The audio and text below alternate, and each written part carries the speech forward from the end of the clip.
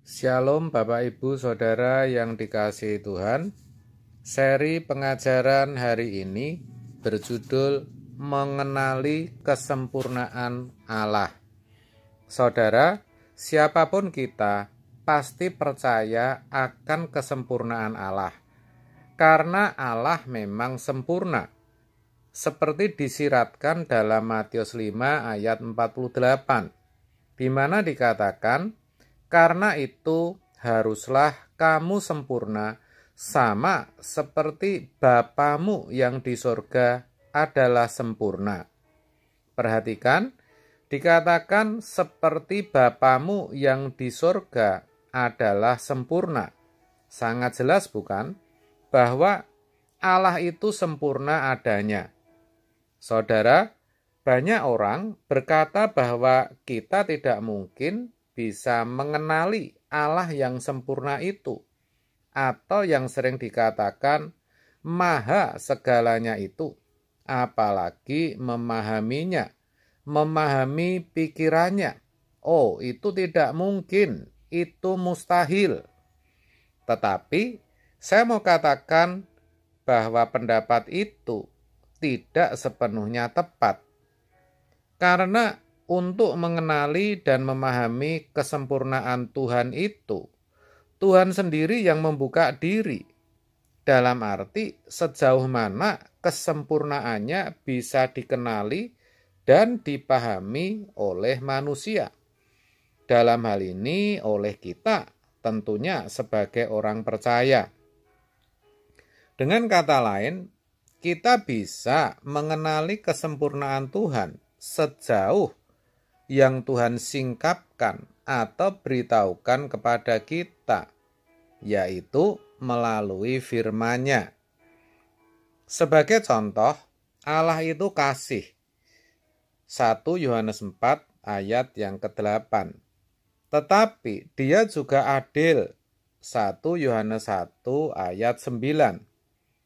Tentu kesempurnaan kasih dan adilnya bisa kita kenali dan bisa kita pahami, karena memang Dia beritahukan kepada kita. Allah telah mengutus Putra Tunggal-Nya untuk menebus dosa semua manusia. Itu kasih yang terbesar, dan itu merupakan anugerah. Dan apa yang Allah lakukan dan berikan itu merupakan kesempurnaan kasih-Nya. Ya, begitu saudara. Karena Ia tidak lagi memandang kesalahan dan dosa kita.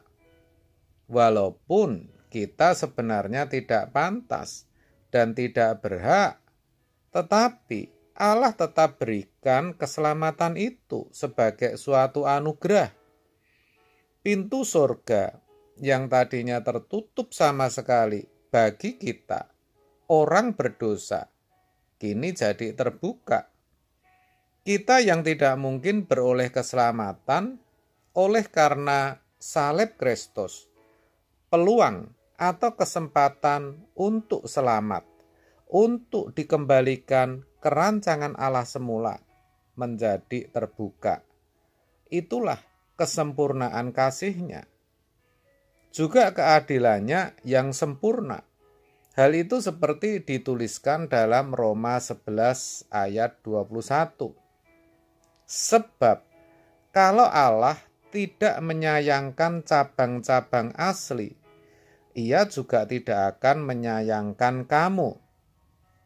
Saudara, cabang-cabang asli yang dimaksud adalah bangsa Israel, umat pilihan Allah yang kepadanya anugerah keselamatan itu pada mulanya disediakan, seperti dituliskan dalam Roma 1 ayat 16.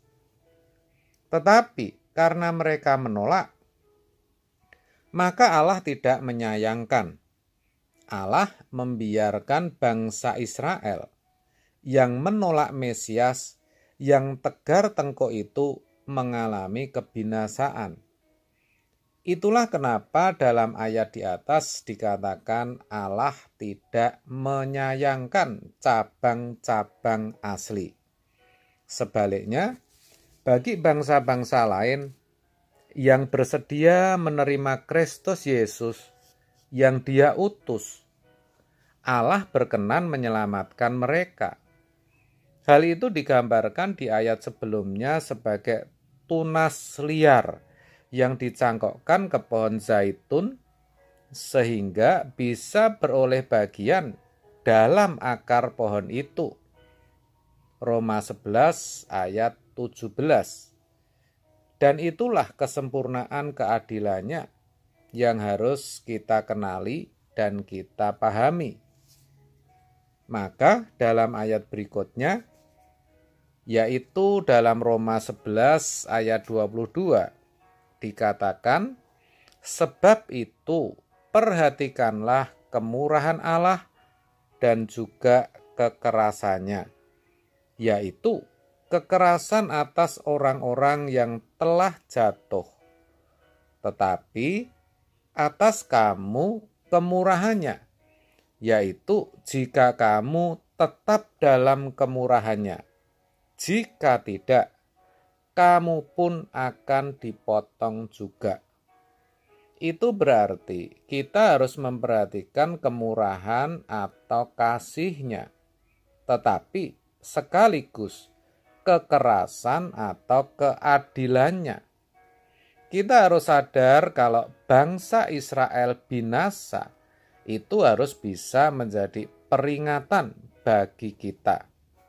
Jangan sampai kita yang sudah dijadikan umat pilihan Allah karena iman kita kepada Kristus, lalu kita sombong dan merasa sudah beroleh keselamatan. Perhatikan ayat di atas, di mana mengingatkan agar kita tetap pada kemurahannya. Artinya, kita harus selalu memiliki respon yang benar atas anugerah yang sudah kita terima, yang sudah Allah berikan itu. Kita harus mengerjakan keselamatan itu, bahkan dikatakan di bagian lain dengan takut dan gentar. Kita tidak boleh menjadi orang Kristen yang pasif, dalam arti hanya yakin pasti selamat, lalu tidak berbuat apa-apa, tidak memperhatikan kebiasaan hidup dengan sembarangan. Sebaliknya, kita harus tetap waspada dan rendah hati, tetapi selalu mengerjakan dan menyelesaikan keselamatan itu dengan hidup yang penuh ketaatan atau penurutan akan kehendak Allah. Saudara, dari penjelasan di atas jadi jelas bahwa sejatinya kita bisa mengenali kesempurnaan Allah sejauh yang Ia beritahukan kepada kita. Itulah sebabnya mari saya ajak kita benar-benar bisa memahaminya, memahami kesempurnaan kasih dan keadilannya, sehingga kita boleh memiliki perjuangan yang patut, perjuangan yang memadai untuk menjadi sempurna. Juga di sini yang saya maksudkan sempurna yang sesuai dengan yang dikehendaki Tuhan. Dan akhirnya kelak bisa menikmati buah dari keselamatan itu, yaitu hidup yang kekal. Amin. Tuhan Yesus memberkati.